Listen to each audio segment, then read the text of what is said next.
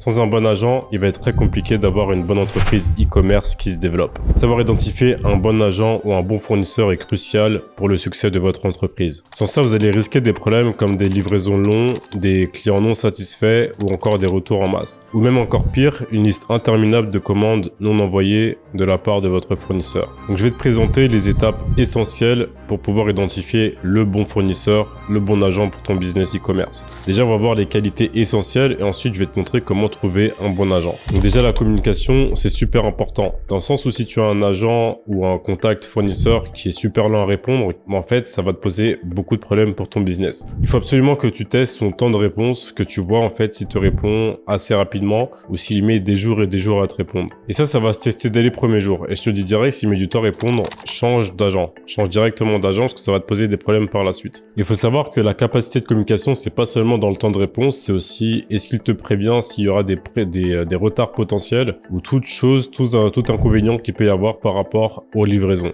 Parce que c'est crucial que tu saches exactement ce qu'il advienne des livraisons et l'état des livraisons. Ensuite, on a la confiance. Même si tu as énormément de commandes à envoyer, que tu es à la bourre, que tu as dû changer de fournisseur, peu importe la raison, ne donne jamais toute ta confiance directement à un nouveau fournisseur que tu es en train de tester, ok? C'est-à-dire, ne va jamais débourser beaucoup d'argent, ne va jamais faire un gros virement à un agent que tu n'as jamais testé sur le long terme, ok? Donc, c'est-à-dire que même si tu as beaucoup de commandes, il faut d'abord que tu testes ton agent. Il faut d'abord que tu vois si vraiment, est-ce que ton agent est fiable? Donc, commence déjà en fait à envoyer des petites sommes et vois en fait si vraiment il fait son boulot correctement. Il faut que tu vois s'il respecte les temps de livraison, il faut que tu vois si la qualité des commandes est correcte, etc. C'est vraiment tous ces points, d'ailleurs, qu'on va voir par la suite, qu'il faut que tu vérifies. Ensuite, on a la qualité des produits. Teste toujours la qualité de tes produits avant de faire des grosses commandes auprès de ton fournisseur, auprès de ton agent. C'est primordial parce que si tu envoies des produits de très très mauvaise qualité, tu auras énormément de retours, tu auras énormément de plaintes et ça pose encore plus de problèmes si c'est une marque que tu essaies de créer sur le long terme, ok? Dans tous les cas, il faut envoyer des produits de qualité à tes clients parce que tu peux avoir des problèmes par rapport à ça si tu envoies des produits de mauvaise qualité. Donc, ce que tu peux faire, par exemple, c'est demander à ton agent de t'envoyer des échantillons chez toi pour vraiment que tu testes la qualité des produits. Ensuite, il faut que tu testes son volume. Il faut que tu saches exactement si, dans le cas où tu scales ton business, est-ce que ton agent aura les capacités de couvrir le volume de commandes. Et ça, c'est important. De toute façon, tous les points sont importants. Mais ça, c'est super important. Enfin, si tu scales ton business, en fait, et que ton agent n'a pas la capacité de suivre au niveau du volume, et ben là, en fait, tu vas mettre beaucoup d'argent en jeu parce que tu auras dépensé beaucoup d'argent en publicité, alors qu'au final, si ton agent n'a pas les capacités d'envoyer les commandes et qu'en plus, s'il n'est pas communicatif, s'il met du temps à répondre, etc., pour te donner cette réponse-là, tu auras engagé beaucoup d'argent dans les frais publicitaires, beaucoup d'argent en fees, pour au final ne pas pouvoir envoyer les commandes ou en tout cas être bloqué pendant des semaines en n'ayant pas envoyé des commandes. Ça, c'est vraiment dans le cas où tu arrives à trouver un autre agent pour le remplacer. Mais des fois, ça peut durer des jours, voire des semaines, sans que tu puisses envoyer tes commandes parce que ton agent ne peut pas assumer le volume de commandes. Et dans ce cas-là, ça peut te coûter énormément d'argent si tu es contraint de rembourser les commandes. Ensuite, on a l'expérience parce que ce que tu veux éviter, c'est les tout nouveaux agents. Tu sais pas comment ils fonctionnent, tu sais pas comment ils travaillent. Et donc, en fait, le problème, c'est que souvent, les nouveaux agents, ils n'ont pas forcément les compétences et souvent, ils peuvent pas forcément directement faire du volume, ok? Parce qu'ils n'ont pas les contacts, etc.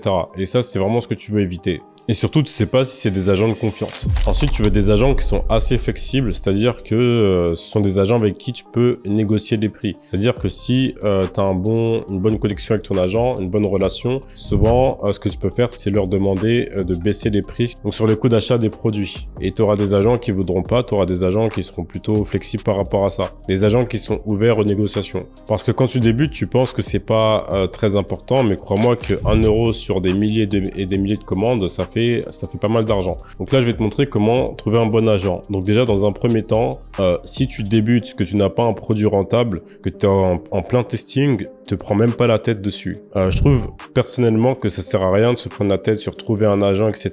quand tu es au tout début, quand tu es en train de tester des produits, ok? Si tu n'es même pas encore rentable, parce que la plupart des agents, ils vont te demander un MOQ. Qu'est-ce qu'un MOQ? C'est Minimum of Quantity. Donc c'est tout simplement, la plupart des agents, ils vont te demander un minimum de commandes par jour, ou en tout cas un minimum de commandes tout court. Ça peut être des fois même pas par jour, mais en tout cas ils vont te demander un minimum avant de pouvoir passer des commandes. Il y aura des agents, ce sera pas le cas, je vais t'en présenter quelques-uns, mais il y aura des agents où ils vont te demander un minimum de commandes. Donc dans tous les cas en fait, si tu débutes, moi je te recommande de simplement tester avec AliExpress, avec CJ Dropshipping, tout ce qu'on connaît déjà aujourd'hui. Si tu débutes, ça va te convenir totalement. Crois-moi, ce que tu es en train de tester, tu es en train d'apprendre, tu es en train de trouver ton produit winner. Et en général, tu vas même faire perdre du temps à un agent, parce que même un agent, en fait, il recherche quelqu'un un minimum expérimenté, ou pas forcément expérimenté, mais au moins qui va lui faire gagner de l'argent. Ok. Donc, par contre, si tu débutes, mais que tu as trouvé un produit winner, ou même si tu débutes pas, je vais te présenter des méthodes. Donc, par exemple, tu as BBC Dropshipping, qui est une plateforme, en fait, où ils te mettent en relation avec des agents. Donc, la particularité avec ça, c'est que c'est souvent sans MOQ. Donc, même si tu sais pas à peu près combien tu as de commandes par jour, c'est pas grave. En général, ils acceptent. Et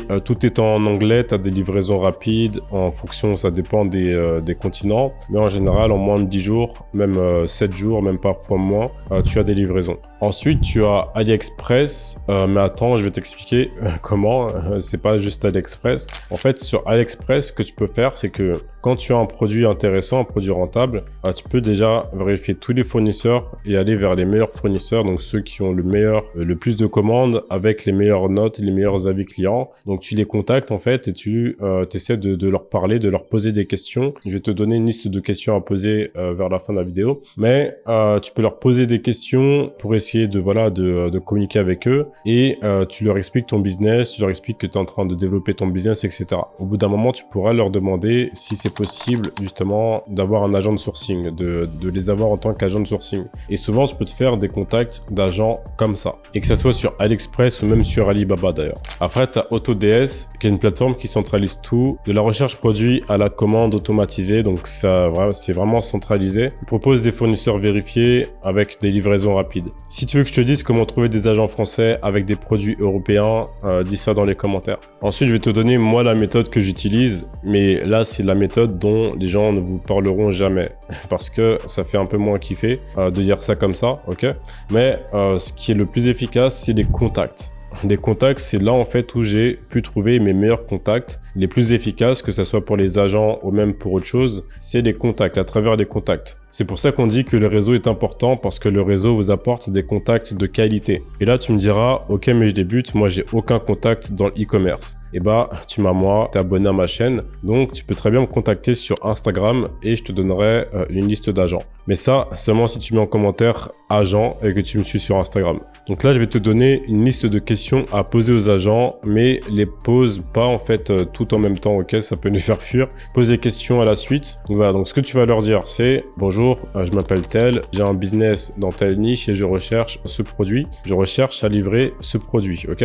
Et comme première question, tu leur dis quels sont vos temps de livraison vers ce pays, le pays dans lequel vous êtes en train de chiffrer. Donc si par exemple ta boutique est en France, tu leur dis voilà, bonjour, je m'appelle un tel, je suis en train de vendre ce produit et j'ai besoin de temps de livraison rapide. Quels sont vos temps de livraison? Après, tu leur demandes s'ils ont des entrepôts et s'ils travaillent directement avec les fabricants. Pourquoi est-ce que tu demandes ça? Parce qu'en fait, tu veux pas des personnes qui passent par d'autres personnes, parce qu'en fait, ils vont simplement rajouter des frais. Okay? Tu veux quelqu'un qui travaille et qui est directement en contact avec les usines. Et parce qu'aussi, quelqu'un qui est directement en contact avec les usines sera beaucoup plus efficace et beaucoup plus rapide au niveau de la communication. Ok, ce sera beaucoup plus simple et pourra directement te dire s'il a tel produit ou pas. Après, tu leur demandes, est-ce que c'est possible de créer des packaging personnalisés? Aussi, tu leur demandes s'ils ont un MOQ, donc un minimum of quantity au niveau des commandes. Et en dernière question, tu leur demandes à partir de quelle quantité de volume est-ce qu'ils offrent des remises. Ah non, attends, j'avais oublié 2 questions. Alors en fait, tu leur demandes aussi si c'est possible de communiquer à travers un autre système et sur quel système ils sont. Et est-ce qu'ils ont des systèmes d'automatisation